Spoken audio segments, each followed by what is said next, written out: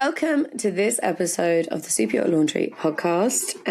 Happy New Year to all of you if you've not caught up on any of the other fabulous episodes. I don't take it personally, but get on with it. Listen to the other episodes. I'm here today with the fabulous Xanthe Bowater. She is gorgeous, sun-kissed. It's really annoying as I sit here with my little blanket, recovering from the flu in -2 in the UK. But how are you doing, darling? Yeah, good. I am certainly a lot warmer than -2, so I'm quite a happy little summer baby over here in New Zealand at the moment. But I am very grateful to be here and excited to see what we uncover today. I think it's going to be a bit of fun. Well, yeah, for the warm-up conversation. Yeah, exactly. The preempt was pretty good. Yeah, well, I don't know. We'll go into that, dear listener, a little bit later. But yeah, I'm kind of in a, I don't know. Like I said to Xanthe, maybe it's because my progesterone and estrogen are also low at the moment. I'm in a different kind of mood for things. But before we get on to me, and obviously my attitude problem. We've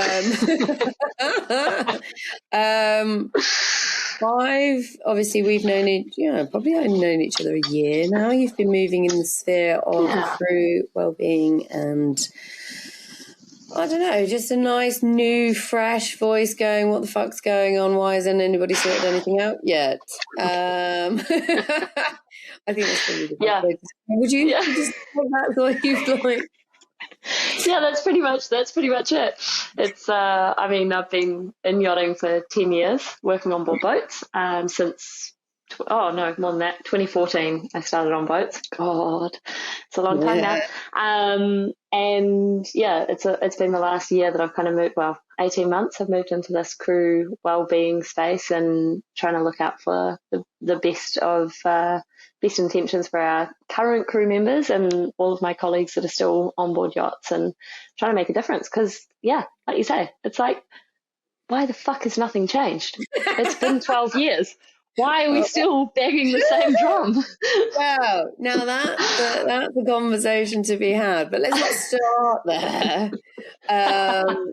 Let's go to the origins. So who is Xanthe? Where was she from? What was she doing? Was she always bumming around on boats? Yeah, I have. I've pretty much always been bumming around on boats. I grew up here in New Zealand. I've just moved back home now after 12 years abroad.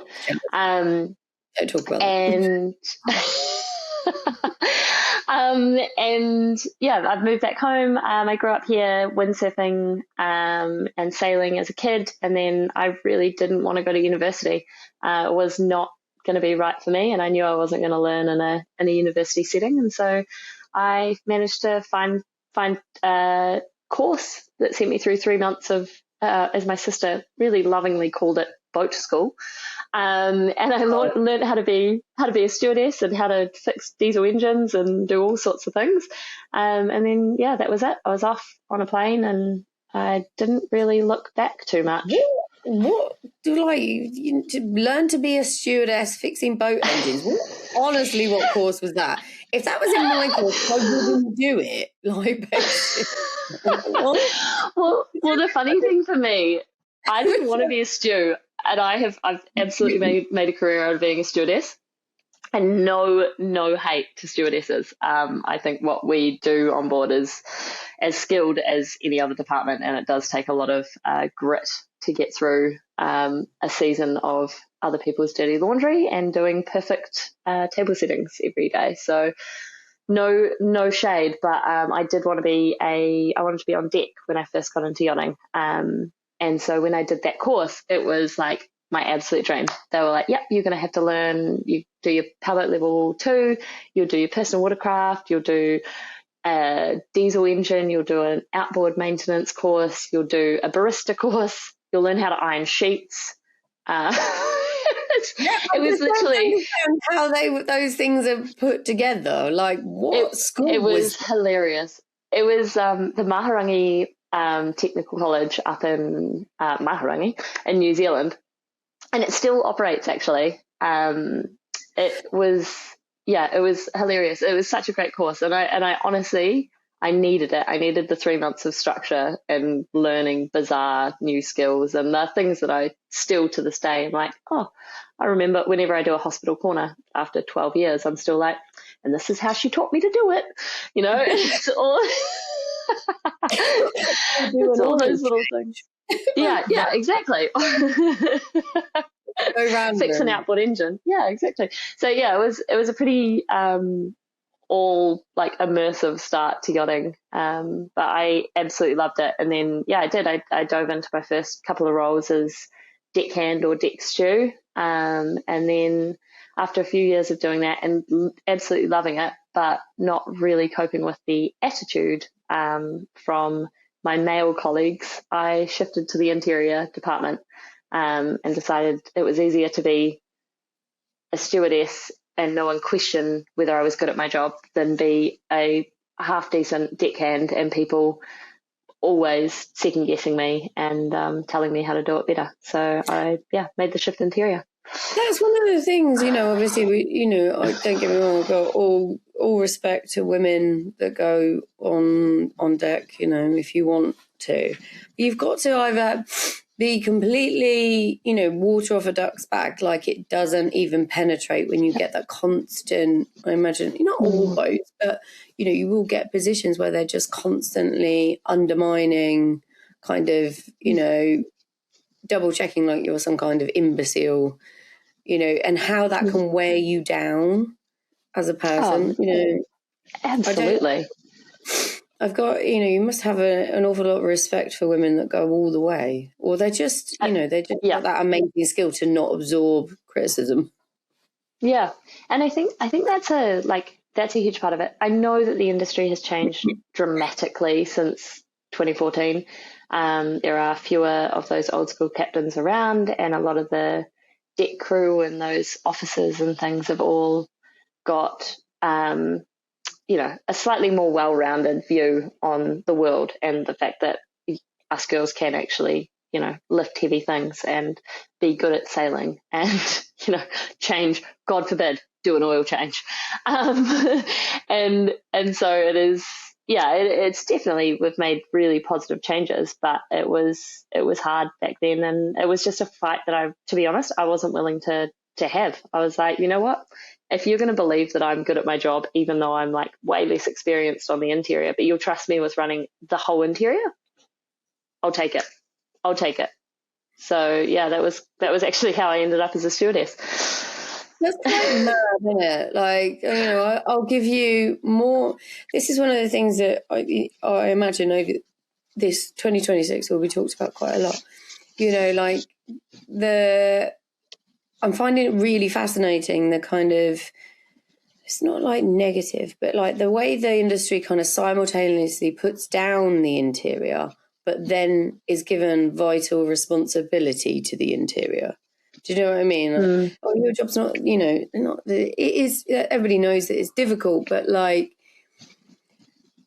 not giving it true value, even though, you are the one, the interior team make or break a holiday. And let's be honest, these holidays, it's a holiday at the end of the day. And everybody's, bonus hinges on whether it's a good holiday.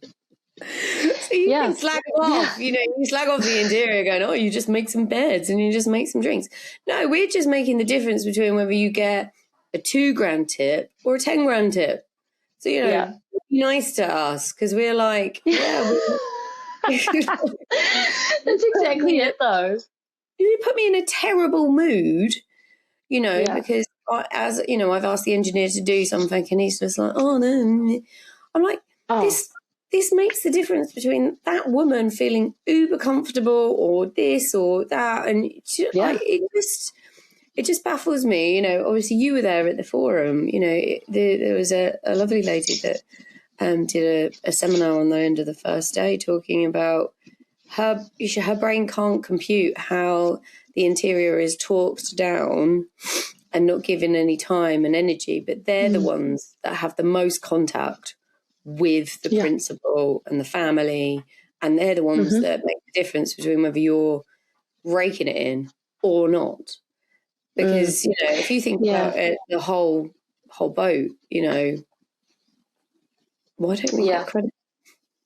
Yeah, it's interesting. And it's so interesting about that, like, most amount of contact, because, you know, some would argue, like, you know, the captain plans the trips and whatnot with the owners, but actually it's the informal conversations that happen that actually make them not feel like they're turning up to something they've organised, but turning up at home and feeling welcome and feeling, you know, like they didn't have to think about those things because that person has asked them a question that needed to be asked at that exact moment. And I think that's where the interior, where we get overlooked massively as a department, is it's those things that we're not trained in. It's things that we actually have to learn to be a good stewardess or a good interior crew member.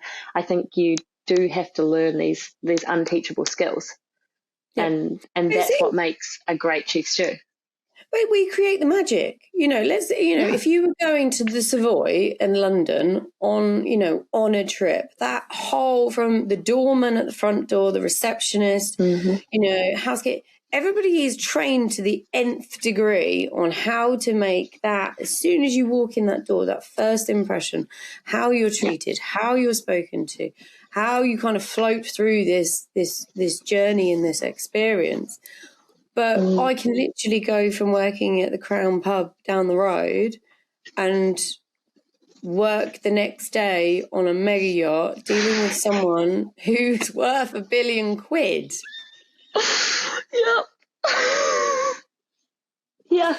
Okay, well then, sure. As long as your CV photo is pretty enough. Yeah, like, don't get me wrong, looking good and, you know, having youth on your side and all that gets you so far. But, you know, I've worked for I've worked for Saudis and stuff like that. They are uber particular. Like, at the end of the day, your pretty face only gets you so far. And they want you as it should make their mint tea, and how you talk to the women in the family different to the men in the family. And when you go into it, like, these things are insanely complex. But, you know, one of the things that I will bang on about probably this whole year, when it comes to minimum manning of the vessel, the interior team doesn't exist. No, not at all. Not at all. And it baffles me. Well, that's not safe. That's not safe. But then, on the contrary, if you look at the emergency procedures, who's getting the first aid kits? Who's getting the blankets? Who's getting food provisions, water? Like, who's gathering the guests? Who's in charge of, like, mustering the guests? Interior, every time. It's loads of responsibility, but no investment. I just think it's all just a bit skewed. I just don't get it. I don't get it. But, like, when you ended up working in the interior, obviously you didn't want to take on the fight on a daily basis, but were you disappointed that you weren't out there? Yeah, massively. But it was a funny thing. So I've always worked on small yachts. That's been, like, my niche, smaller sailing yachts under, like, 45 meters. So the reason I think subconsciously that I've done that has been because once I stepped into the interior, I was still asked to go out and help with sailing whenever we put sails up. So I was always part of that deck team, and I was always a crucial part of, you know, whether I was on a winch to put the mainsail up, whether I was on the end of the boom to flake it as it came down, whether I was driving so the captain could be up on the foredeck, whatever it was, I was always, like, a really integral part of that team. And I think for me, that was a way that I could keep doing something that people would give me credit for, because honestly, at my core, I'm like a golden retriever. I'm like, love me, give me pats, tell me I'm doing a good job, and I will, like, keep working forever. Like, I won't run out of energy as long as you tell me I'm doing great. And so, like, if I was in the interior, people were always like, oh yeah, great, like, you're doing fantastic. This is great. Thank you for this. Thank you for that. You know, and I was getting that praise, and then I would be able to go outside and, like, actually fill my cup by being part of the sailing team and driving the boat or using winches or, you know, like, doing the stuff that I really enjoyed. So it was, I was quite fortunate, I guess, or tactical maybe, and I think that's staying on more the yacht. tactical, and it's a good compromise. It is. For mental sanity, it's kind of you're not getting as much time on deck, but at least you're not getting treated differently. Yeah, exactly. We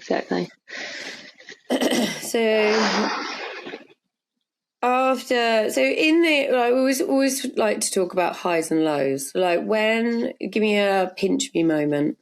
Like, you're working on super yachts, and you're like, fuck yes, this is what it's about. It's that moment where it crystallizes why you wanted to and why you stuck it out being on yachts. I actually think, funnily enough, that was there's been a few. The first one that made me realize I was in the right place was I was working on a yacht at the time as a deck stew, and it was a 45-meter carbon ketch called Samurai, which has got quite a bad reputation now in terms of not paying bills. So I also didn't get paid. So it was, highs and lows. But we set a speed record going across the Atlantic right after it had been splashed after a huge refit. And I was driving her at the time, and we hit 0.6 knots, I think. Or somewhere like that. It was very quick. We sailed that boat everywhere at above 23 knots. If we weren't going that fast, we just turned the engines on. It was insane. The most insane boat I've ever worked on, and it was phenomenal. Just like one of those incredible times. And now I look back on it and I realize how incredible it was. But at the time, it was my first boat, so I was like, "This is cool. I'm really excited for a career in this." And I didn't realize that nothing was going to be like that ever again. So that was a really interesting one, really early on as well. That's so fast. Yeah, that's like in yacht world terms, that's fast. Considering like what we used to chug around on and what most boats go around on, that's like cruise ships like cruise at like 20. They can go quite fast as well. 28, I think. Like in the 20s. You're like, like overtaking. Get out of my way, cruise ship. We're going. We actually, on that same crossing, as we went through Gibraltar, we were like head on to a cargo ship coming into Gibraltar, but we were under sail. And so we ended up hailing them on the radio, and we're like, we're under sail, because we weren't in the channel yet. We're under sail. Like, you guys need to be we're the stand-on vessel here. And they were like, oh shit, you guys are going so fast. They ended up doing a 360 to get out of our way. What? It was insane. We were very fast and loose on that boat back in the day. It was good fun though. It was just absolute chaos. I don't know how many, and obviously people, because I spent my life on motor, and I don't think motor can, speed is not really a thing. Like, there's too much stuff that can break, so we just don't go fast.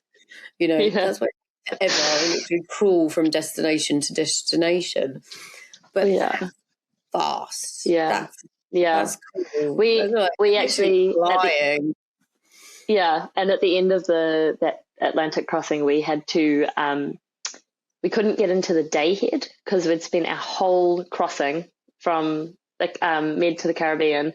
We'd spent it on starboard tack, and our day head was on the starboard side of the yacht. So the interior fit out had unstuck itself from the wall and slid against the door. So we couldn't open the day head. And so we had to it was hilarious. We had to jimmy it open and kind of scooch it back up onto the wall and kind of throw some glue in there and hope that it stuck for the season. But it was a hilarious program, and we did some very cowboy things, and we just kind of made it work. So it was quite fun. Definite high. It just scrambles my brain, going that fast. That's fast. I kind of want to experience Do you know what I mean? Like, Yeah. I want to be sat there when it's like, and, Yeah. and I do highlight the fact sat there. Like, I don't want to have to do anything. I just want to sit. White knuckles, holding on. Moving around, and I ain't Yeah. serving any drinks, that's for sure. No, it's that's pretty cool. It does sound pretty cool. It was it is, there's plenty of moments through the years, aren't there? And it is always hard to pick one. Usually people ask where your favorite country is, and I honestly I don't have one. I could never say. I think a true traveller, when you're asked that question, you can't, because everything's different. You know, you like different aspects of different countries. So it's not like you dislike anywhere. I can't say that I dislike any country, really. The only thing I'm not keen on is some yards in Italy. Like, they're not really my favourite. You know what? I don't think you're in a class of your own with that. I think there's a lot of people that agree. I mean, I ended up spending some time in Toulon, which if you're a tourist, that's okay. But Toulon is not working there. No. Yeah. Because you're always there in the crap time. So it's like winter and, I mean... Nothing's open. No, nothing's open and nobody wants to talk to you and, just exactly. No. Hibernation. No. Palma's not like that. I got stuck on a boat in Palma for ages and Palma's fine. I like, it doesn't matter. Palma's beautiful in the winter. Yeah. I quite like it in the winter. It's cool. I mean, I've stayed in some rough old crew houses. We couldn't stay on board. They're just not designed for cold time, are they? So, you get them dirt cheap and there's there's 8 of you staying in this, amazing place, but it's bolted. You get like a little electric heater in the corner. I remember one year we had a yard period and it was raining all the time. And it just, it's that cold. I mean, obviously I'm from the UK. Cold, wet and damp is different to dry, cold. Yeah, it's cold. Yeah. I don't think I've ever hugged an electric heater quite so much.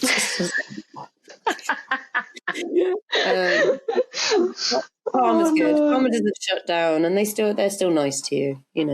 Yeah, exactly. Some areas of France they're not quite so friendly in the winter. They're just overstimulated. I think through the summer they're just like, no, we're not talking to anybody. Yeah, they're sick of all the tourists by the end of it. Yeah, just not nice. So obviously that's that's a high. What has it been? A low, and then obviously did the lows end up with you going, I can't be fucked with this anymore, like I'm done? Yeah. So I had a incident when I first got into yachting. Funnily enough, I don't think this is my low, but what happened on from this is definitely my low. So I was working on a yacht. We were in a yard period and a crew member sexually assaulted me.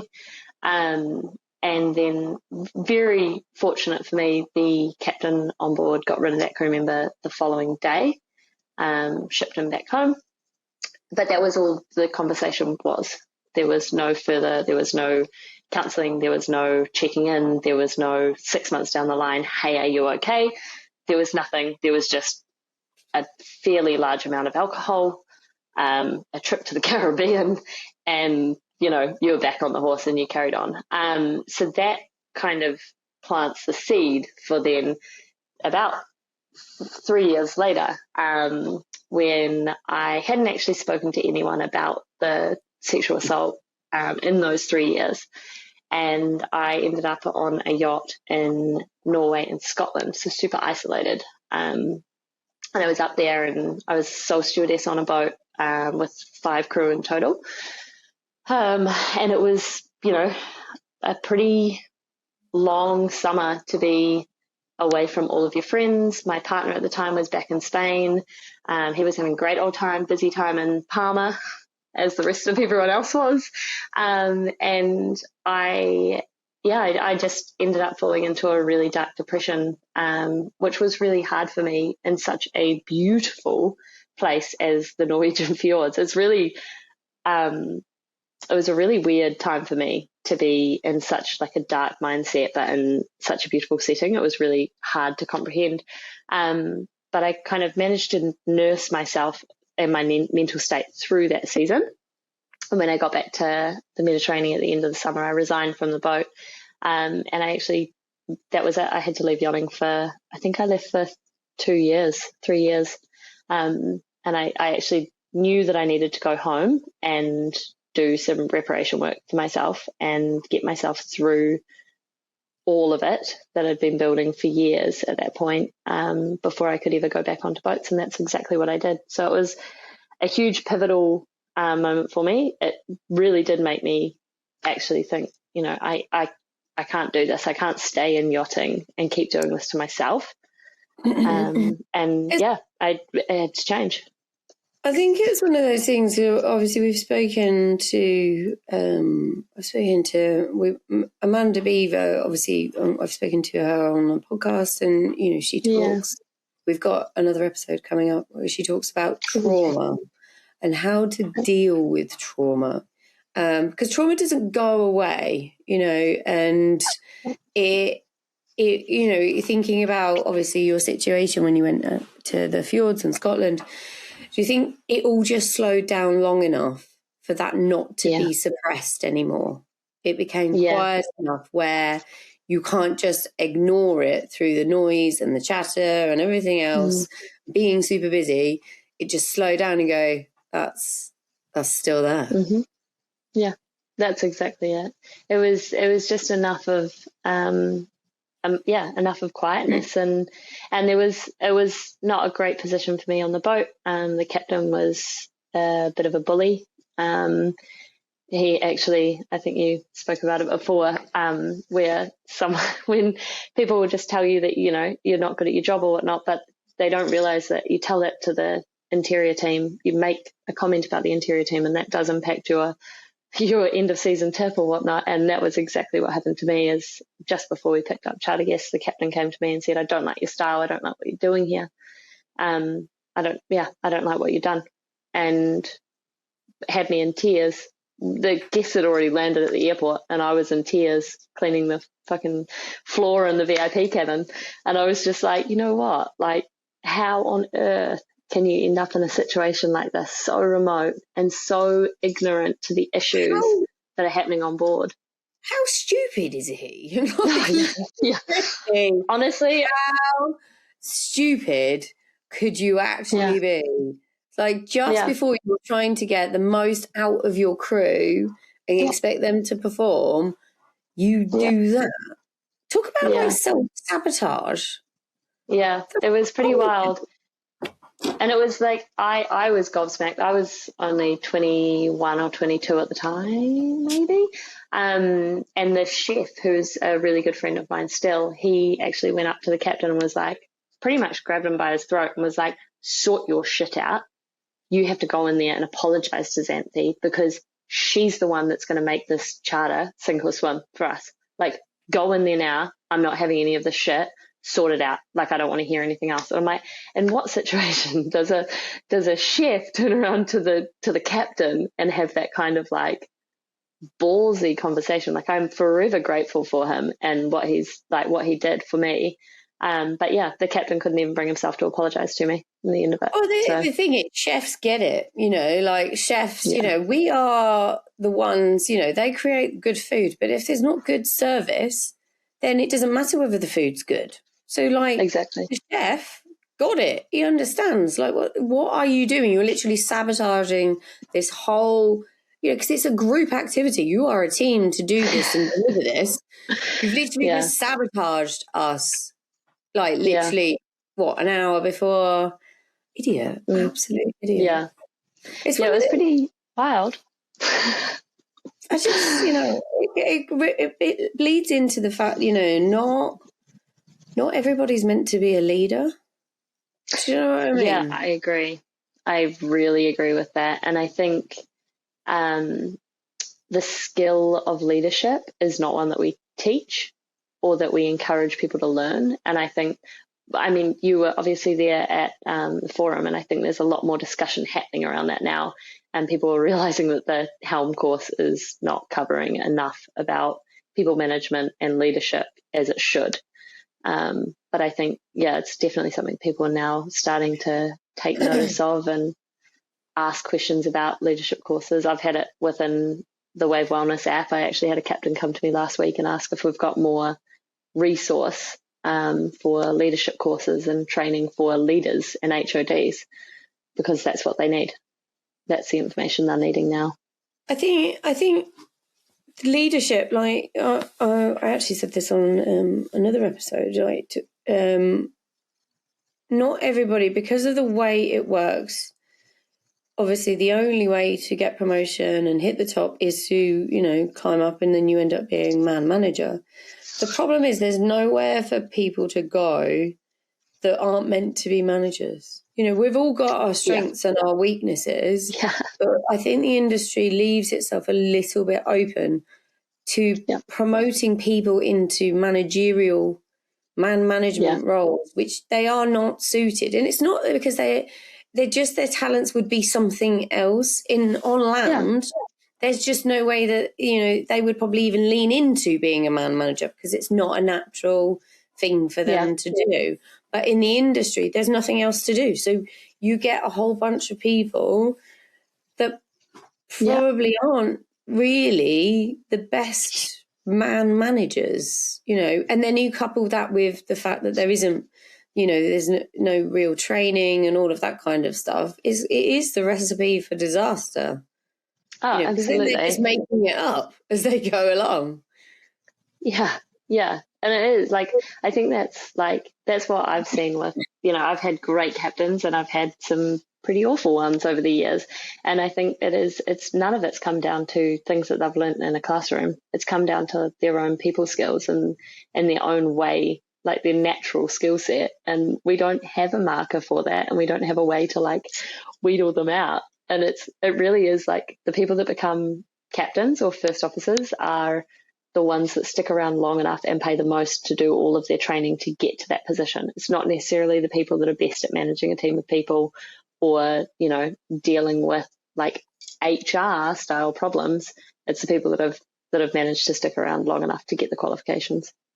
I think that definitely could be, a route to a lot of problems that you end up getting on board, because they don't have the natural inclination. Couple that with the fact that they're not naturally that way inclined. You get haphazard man management. Is it surprising that some of the situations that occur?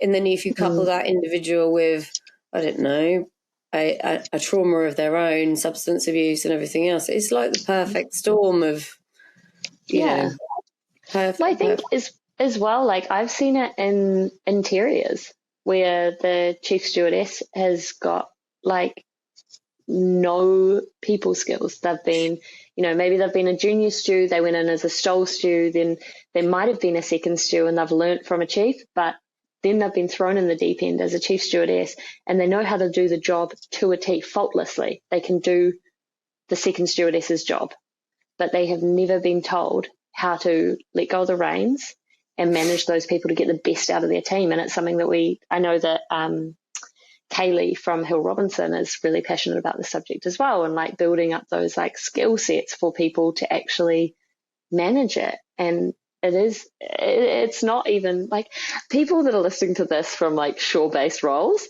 if you're out there, we are that far behind. we're in the Stone Age. Well, going back to what I said originally, you decided to start what you're doing now because how is this still the same? Why has nothing changed? Yeah. I mean, I've been involved for 5 years now, and still having very similar conversations. Although, to be fair, things are progressing.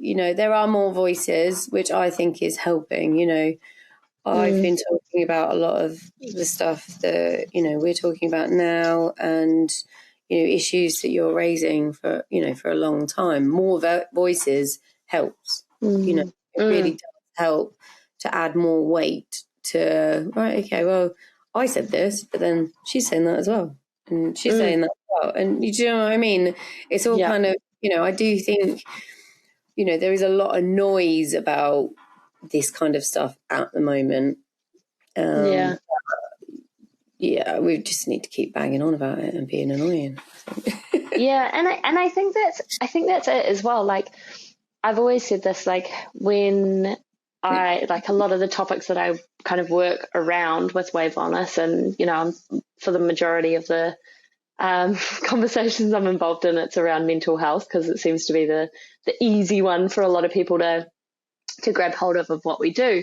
And I'm there like, yeah, mental health is something we need to start to take notice of in the industry. There are people like Emma Kate Ross with Seize the Mind who are doing fantastic things. Like, there's people out there that are doing these mental health first aid courses. Guest Ayami have started doing them.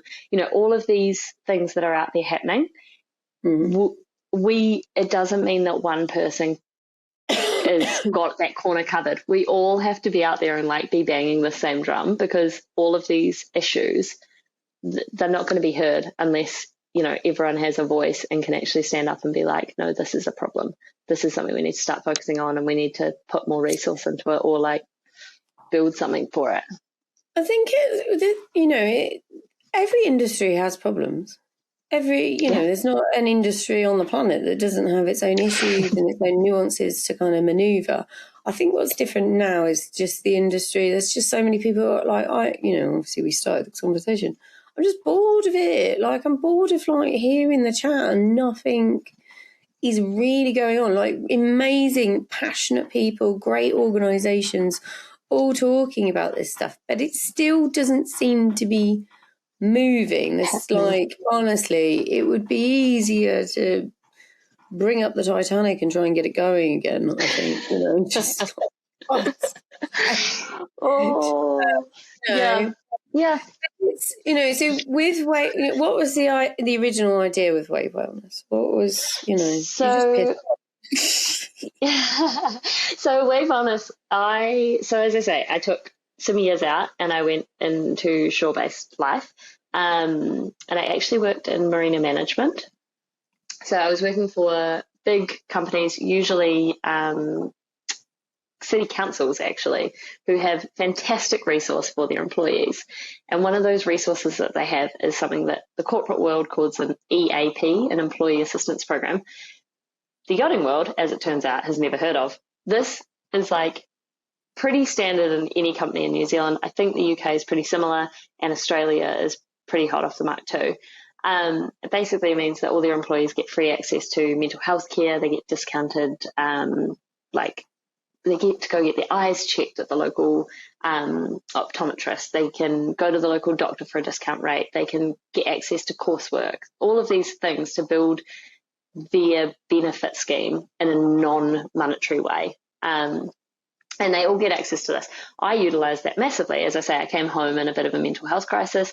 I was given access to this, and it really did help me kind of pull through to the point where I was able to return back to yachting. But I got to boats and was like, oh shit, there is literally nothing here for me. Like, I have to, I had a conversation because I was very comfortable with the captain. I joined, his old friend of mine, and I was like, look, I'm coming back into this. I don't know how this is going to go for me. I think I'm ready. My therapist thinks I'm ready. But if I need to have an hour-long conversation with my therapist at any point during the season, are you going to be okay with that? And he was like, yeah, we've got Starlink. No worries. You can go find a quiet place, sit down, have a call, whatever, do what you need to do. And I was like, oh, cool. Okay, sweet. We're like, the industry's moved forward. I spoke to two friends on the dock that afternoon, and they were both like, you said what to your captain? You said that you didn't know whether mentally you were going to get through the season. I was like, well, yeah, like, we were going up to Tahiti in a week's time. I was like, I don't want to end up in Tahiti in the Tuamotus and be like, hey, I'm not coping, and it'd be the first thing that he hears. Like, God forbid. And they were like, oh, we'd be fired in a heartbeat. Like, no questions asked, we'd be let go. And it got me thinking. I was like, holy shit, this industry hasn't changed. I got lucky, the boat that I jumped back on, because I knew the captain really well and I trusted him, and we had that friendship there already. Everybody else in the industry was still in the same shit fight that I'd been in 4 years ago when I left. And it was, for me, that like really hit home. And WaveWellness was that. I was like, I can't let my friends go through another season of not having support and people having an excuse to say that why it couldn't be done.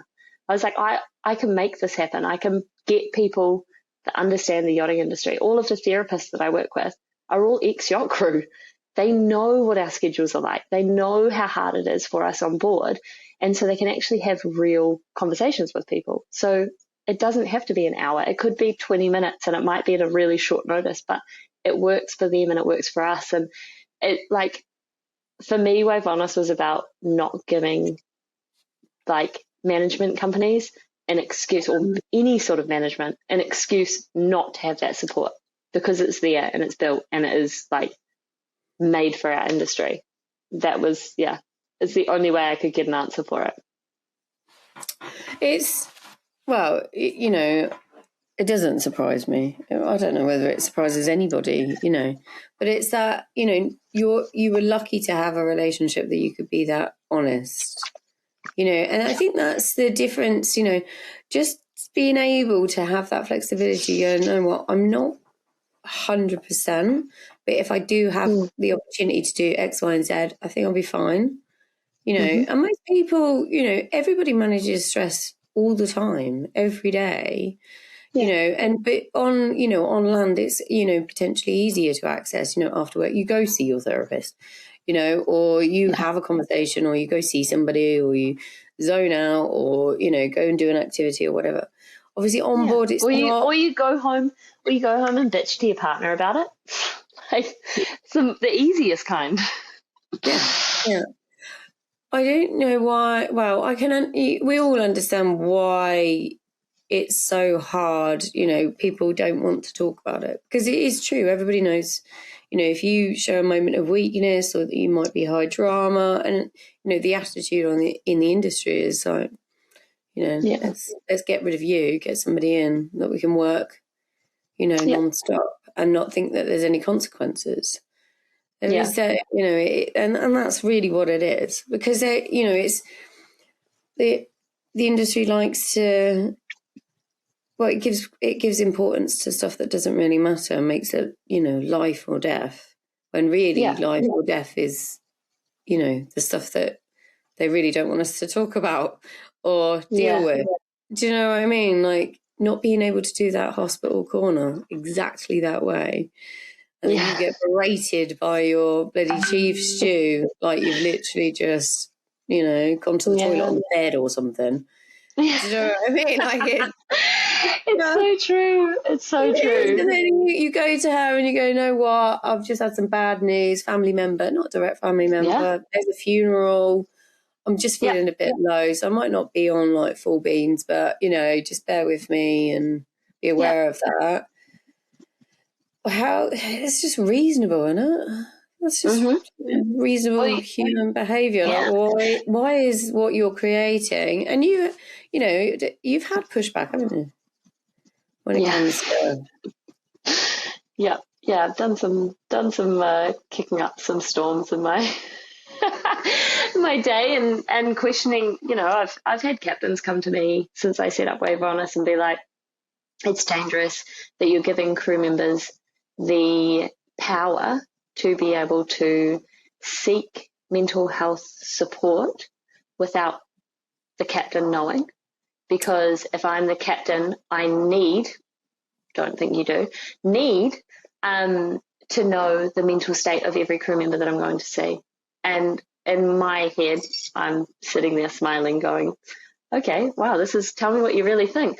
And I'm sitting there going, if you can't sit around a crew mess table and understand that that person in front of you is going through something, you're the problem. Yeah, but not being funny. You should be. So if you take what he said, you know, like what you're saying, you know, I need to know for the safety of everything. Does he work on a boat which is like Deadliest Catch? Do you know what I mean? Like, in all honesty, let's be really, really honest, about what our boats do. Our boats go to fun places where the weather is fine. They don't generally go out anywhere in crap weather unless you've got a captain that's not very good at looking at weather charts. But do you know what I mean? Like, I would buy into his, for the safety of everybody on board. I need to know their mental health is vitally important.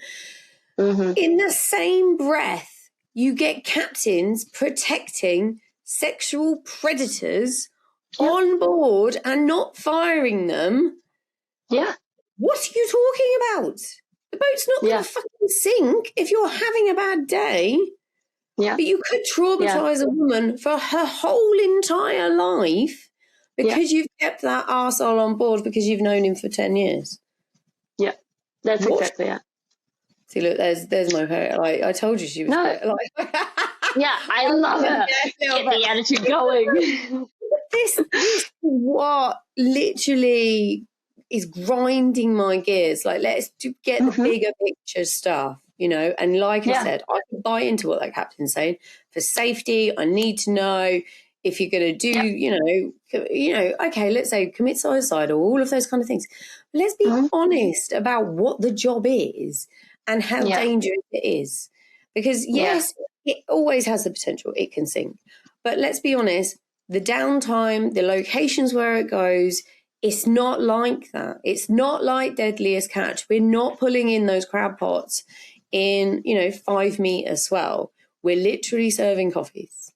Do you know what I mean? Yeah, and I think the dangers are less visceral in our industry, but I think there's certainly a lot of underlying things, and I think the stress of our industry has been allowed to become one of probably, I would say, our biggest danger, because the lack of sleep that people were getting, which is then in turn meaning that doing, late night watches in the bridge, particularly, if you're nodding off in the bridge in the med, chances you're probably going to hit an Italian fishing boat because they won't have their lights on.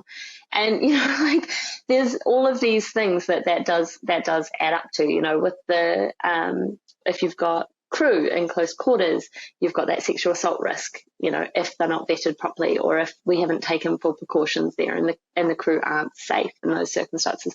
So it's a really different risk factor. So I think saying that, how can I can't have my crew accessing mental health support behind my back without me knowing is all good and well, with some measures in place. I think it has a place. If someone is suffering from anxiety and they are struggling to get through day to day, and they can talk to someone about that and they can work through those anxieties, that's not going to impact the way that they are working, the way that they turn up to work, but it is going to positively impact the way that they can contribute to that team. So, in my opinion, I don't think that having access... how it's dangerous. It's not like you've got a whole bunch of schizophrenic bloody crew members. And if they, do you know what I mean? Like, I get it if it was extreme cases, but most of this is preventative. It's not the crew member, we need to get into a space where it's okay. The whole world is like talking about mental health with youngsters, with kids and everything else. Like, just being a bit more freer to kind of like, okay, well, it's natural to kind of struggle with this bit. You do a few bits, you're fine. A bit like you being honest about your own recovery. We've, my husband's got like this income protection, and the whole idea of income protection is you don't need to wait until you're burnt out and destroyed, which I think that's probably what that captain's worried about. You can prevent it from happening, so therefore you keep said good crew member, and then you kind of you're fighting a lot smaller fires. So I kind of I like to think of it as like we're insurance. It's your risk mitigation for burnout. That's what we're shooting for. Like I keep seeing this narrative in yachting at the moment of like, the new generation of crew are not hardy enough. They can't cope with the seasons, and, they last a season and then they're too exhausted, or they all want to go on holiday and they want to do this, that and the other. And I'm like, well, if that's what we're seeing and it is the whole narrative, then why are we still complaining about it? Because if that's going to be the attitude of the next generation that's coming through and they're demanding that we do better or more for them, then we have to do that, because we can't keep, all of us are in our 30s now. We're going to be in our 60s real soon.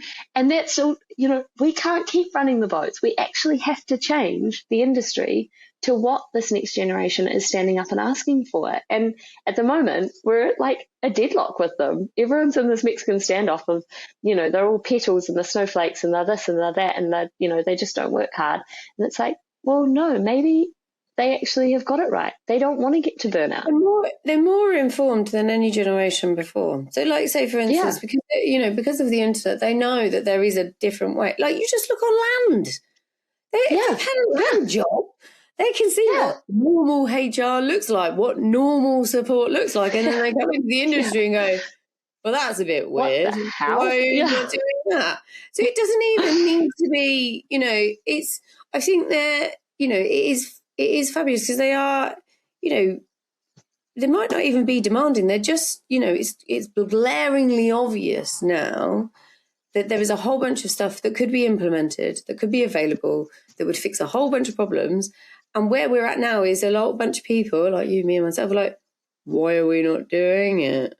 Like, literally, why? Because it's not like reinventing the wheel. You don't have to reinvent these things. We just need to like kind of copy and paste and tweak it a bit. And then it will be really applicable. And, everybody then goes off, has fantastic careers, enjoys themselves, happy days. Yeah, exactly. And that's it. It's like, I would never claim to have reinvented the EAP. I have copy and pasted a system that is tried and true. And you know what? The funny thing for me is that most of the owners of the boats, in their businesses that they're running shoreside, and their businesses that are earning their money, where they have employees, they will have an EAP in place.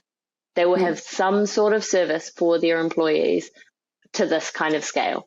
And for me, it kind of blows my mind that it's not already been like demanded. And I know that there's a couple of programs that in the industry that have got programs like this. And it's because the vessel employees are directly linked to the HR teams of the company that is like the mother company.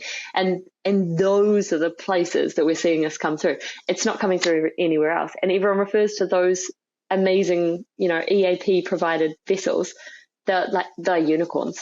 They're unicorns over there. Oh my God, they get this budget they get a health budget every year. They can spend 300 euros on something health related, be it a massage or a spa day or a this or a that, oh my God, unicorn. I'm like, it doesn't have to be. That's just investing in your people.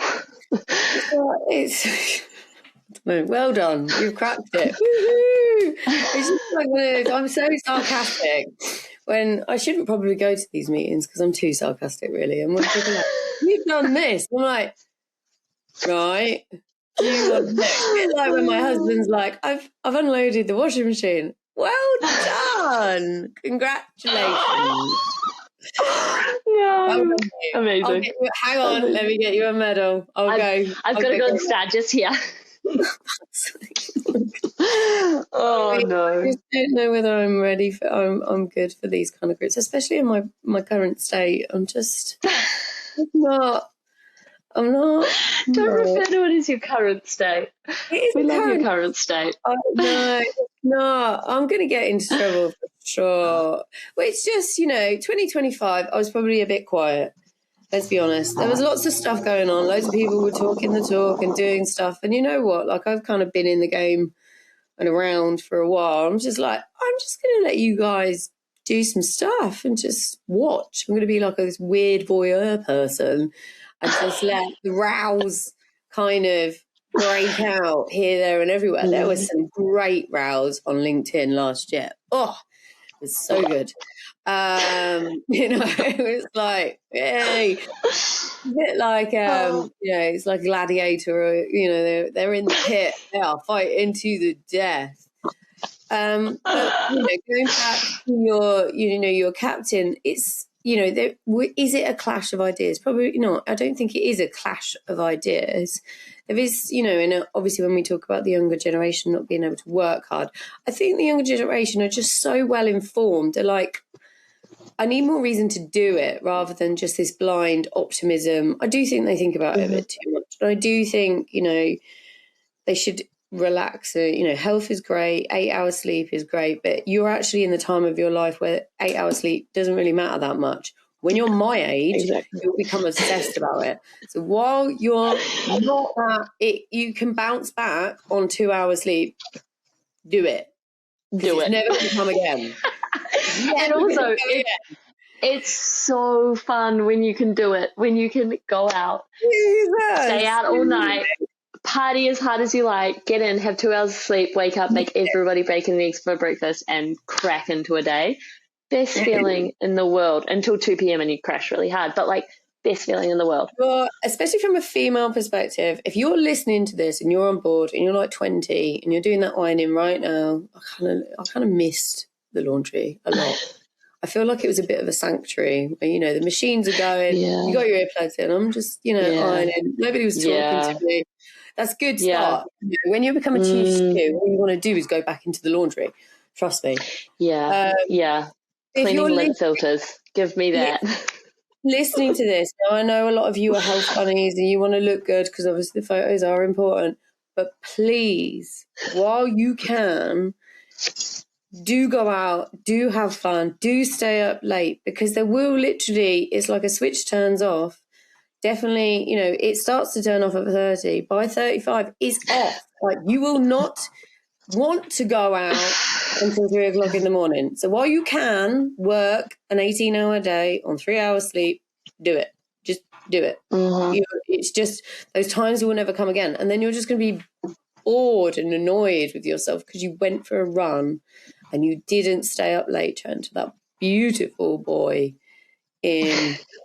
on tea. God. We all had one. We've all had one. So, I saw that little glint. Oh, it's so true though. It's like, and you asked about the highs and the lows earlier in this, and I think that's a big part of yachting, is that they are so intertwined, the highs and the lows. The highs will be, the day that you drop off a 7-week charter that you didn't even get tipped from because it was the boss, and you've had 7 weeks of absolutely grinding your ass. But then you go out and you have this huge night in St. Bart's and you meet amazing people and you're getting thrown around the dance floor by some gorgeous Italian man, and live for those. And it's all of those tiny little moments, I think, that make yachting such an amazing career. And it's like, you don't get this shit working a 9 to 5, because we don't work 9 to 5. We put in all of that extra and we deal with so much extra shit that all of the good karma has to come back to us at some point. The yin and the yang, we have to get some amazing things out of it. And whether it is, one of my favorite things I ever saw at sea was watching flying fish fly through phosphorescence. So they were all of the phosphorescence was stuck to these flying fishes, and the only thing I can describe them of is as fairies. They just look like fairies dancing over all of these waves, and I will never forget it in my life. But it's like those tiny little moments that would have been 10 seconds of my life that I won't forget. And I will take that with me forever. And there's going to be shit times, and there are shit times, but it's like, that is my one thing to the next generation coming through, is just relish those amazing times, because they are so much better than any other part of the world. I think one of those things, and why, obviously you can tell me if it's true or not, why I do what I do and why these issues bother me, and why, because of those, I had amazing moments, and I just want other women on board to have those moments, those moments where, you'll remember it for a lifetime. You'll challenge yourself as a person. You'll evolve as a person. You'll get to do some fab stuff. It is an insane learning environment for a woman to experience. It's not for the faint-hearted. It doesn't last for, it doesn't work out for everybody. But most who go on board and enjoy themselves, it is that incredible life-changing experience.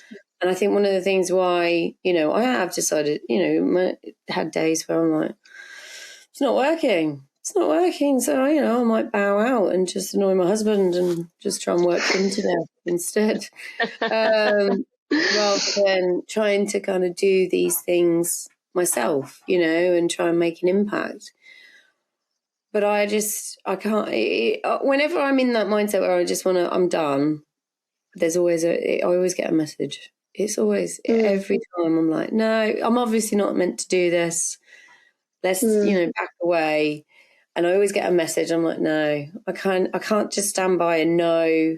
Because this is where we get, so there are some solutions to a lot of these problems. That's where you're coming into the sphere. So reason why we're probably sticking at it is because we see the problem, but we're now starting to see solutions. So we can't stop now. No. And I think that's it. I think there is a lot. I don't know whether I had my blinkers on before I started WaveWellness, but since I started building this business 18 months, 2 years ago, I think there's been a huge shift. There's conversations that are happening and they're not happening behind closed doors anymore. They're happening at the Superyacht Forum, at the Mets Trade, yacht show. Like, it is the biggest industry show, and we're having conversations about crew mental health and how we can improve well-being on board. Like, when has that ever happened before? We're having these, podcasts like this, we're having these conversations. We're having chats on social media. I've done Instagram lives with people about. Yeah, there've been actual tooth and nail scraps on LinkedIn. Yeah, exactly. It's like all of these things. Like, I think we are seeing changes, and I know both you and I are probably of the same stance that, like, it's not enough and it's not happening quick enough, but it is happening. And I think that's the first step, is that it is happening. It's just, we need to be the fire that lights it and, and really, really gets us cracking. Like I said to you before we came on, I'm just bored. I'm bored of hearing, the amount of stories about bad things that happen to women on board still going on. Still, arseholes getting 9 lives and reinventing themselves, going on. Like, it's a conveyor belt of destroying women's lives, and that's before you even get on to Paige and what horrors happened to her. I'm just not up for it anymore. Like, we've got to, everybody's talking about it, and, they might have a bit of fatigue about the whole mental health scenario, but there's a lot of really linked into mental health. The industry does have a few dark problems. Like I've always said, if it goes wrong, so most of the time it will go wrong in a really catastrophic way. And from my perspective, most of the time it's women that get in the brunt of this crap. So I'm up for just ending it. I'm just going to end it. I'm going to end it. I'm just going to end all of this. And this crap. Like, I know nobody wants to talk about it, but I don't care. You can ignore it as much as you want, but it's happening. It's repetitively happening. I don't want to hear that, this guy that we've known that's notorious for years attacked loads of women still on board. How? 100%. 100%. And it's, I don't have the answers, but I think there's starting to be a lot more reporting on it, and we're starting to kind of figure out how reporting might work.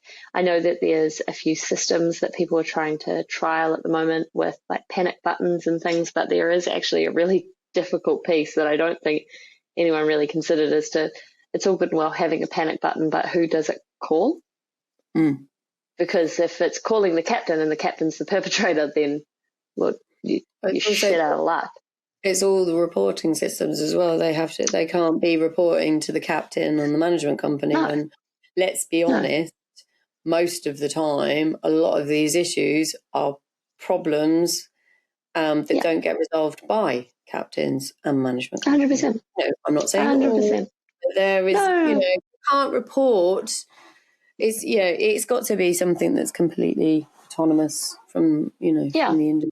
But there is, at least we're talking about looking into these things. And there's people that have made these systems. I know that there's systems out there that have been put through their paces and are being trialed and trying to be implemented. But then the industry as well doesn't want this. That's a really big problem. So we can do everything we can to create these systems, but there's a huge grey area around this, like shroud of secrecy, because we're the super yacht industry, so everything must be kept behind the curtain, and we can't have this sort of reporting being out there. We can't give anyone the ability to have this sort of reporting. And then, crew are there going, well, hang on, we want to be kept safe and we want to be able to feel like we can have these conversations with someone that we trust. And so there's like this tug of war that's happening as well, I think, with a lot of that. And it will be interesting, because I think the only way that it can be solved is if either flag state or some governing body implement it, or more likely insurance. You will see. I mean, that's a whole other conversation, and we've already spoken for a while now. I can talk all night, Cherise. We can park that one for now, and I'll tell you some stuff off camera if you want about all of that kind of jazz. But 2026, I think, year of the horse. We're all about to get some shit done. I think is the best way to describe it.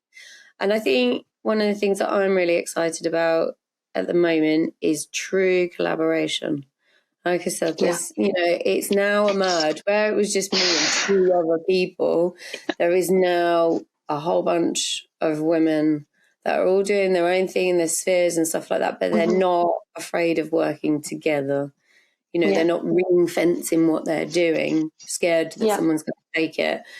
The more we push all together, the more everybody will be better off, and the money, money and opportunity comes, but you can't, not work together.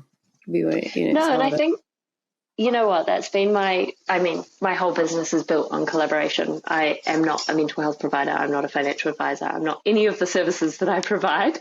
And so collaboration is my only way forward. And that has been since inception with WaveWellness on every front. It has been collaboration over competition in every part of it. And I think it's so nice to hear other people talking in that light, because I think as an industry, we're very inclined to be quite competitive and quite secretive or protective of our patch. And it's nice to kind of see that shift, I guess, and have other people that are willing to jump on that bandwagon. So 2026, the year of collaboration.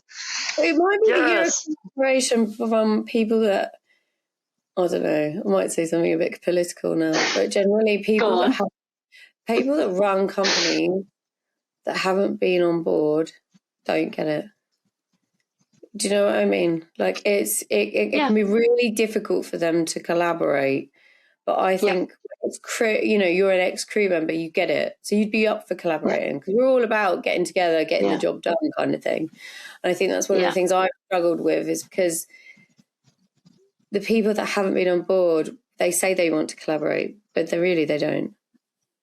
Yeah, I find that quite an interesting take. And it's interesting because you just said people that run companies, whereas I've found famously Kaylee has not worked on board. No. And you've spoken, I think you've had Kaylee on board to speak, haven't you? I presume so. I speak to her all the time. Probably. I love it a bit, but I think she is actually probably one of the people that like epitomizes that collaboration for me at the moment. She is bringing together so many people for a huge collaboration in the industry. And I think it's so valuable, but you are right. There's so many people that are running businesses in the industry that haven't worked on board. They might have had a yachting adjacent role and think that they understand it, but it is that living in a cabin, sharing a bunk bed as an adult teaches you how to share. Doesn't it? It will break even the most stubborn only child out of their ways. The bunk beds are all right, but there was a couple of boats I worked on, and I didn't last very long, but they were like coffins. They were so tiny. Like literally, I couldn't cope when the ceiling was like, I could literally like lift my head up and headbutt it. Like, I don't like that. I need a little bit more You've space. stood next to me. I'm 6 foot. I know. I can't do it anymore. I really always request you to sit down when I'm around, because I don't think it's really fair, to be honest. Right, we better wrap this up. Let's finish up 2026. What do you want? What do you want out of it? Let's manifest. Everybody loves a bit of manifest. We're in January. We'll manifest. Manifest. It's like it's a full moon today, isn't it? Or tomorrow. Great for manifesting. I think 2026 for me is about seeing the seeds that I planted in 2025 and that, like, as an industry at the yacht shows and things like that, actually starting to produce and start seeing things move, having conversations, like really fruitful conversations with captains that are interested in making real change for like their one vessel. It might be one vessel, one vessel there, one vessel there. And it's like seeing those conversations being had. That for me is what 2026 is all about. It's about individuals making changes, because I think if we can start having those individual changes, it's gonna snowball. This industry is gonna change rapidly. Oh, it's changing. It's changing. The lower my progesterone and estrogen levels get, the more. Sure, you're gonna turn up to Pava Yacht Show and be like, right, who am I taking? I'm not at Pava Yacht Show, but I don't think, as it stands at the moment, I won't be there this year, but it might change. I've just got to stick my child somewhere, leave her under the stairs with a packet of crisps. She can get herself to school. It'll be fine. I changed my vision for 2026. You're going to be in Pava. That's what we're manifesting here. It's been an absolute pleasure talking to you. I hope you get all you wish for in 2026. Thank you for coming on. It's been a real joy. Thank you. It's been a treat. Absolute treat. And for you guys listening, I hope you enjoyed that episode. It went on a little bit longer. It probably could have gone on for longer than that. But I'm going to call it a day right now, and we will catch up with Xanthe probably at another moment in time. But until then, there's lots more episodes to come.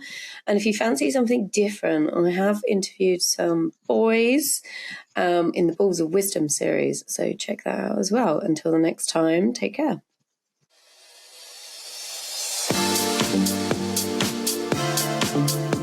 Thank you.